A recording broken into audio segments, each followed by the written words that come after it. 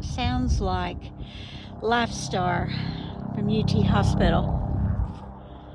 Usually they fly this way toward the Dragon up off of Calderwood Highway, because there's always wrecks up there. For people who don't understand how curvy that road is, I think it's got something like 318 curves, 11 miles. Okay, I hear it, but I don't see it.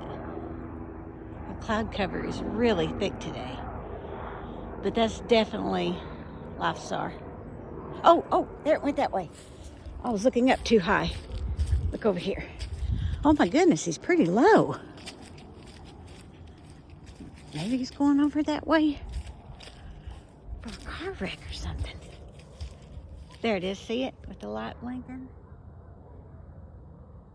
Huh. It's pretty low.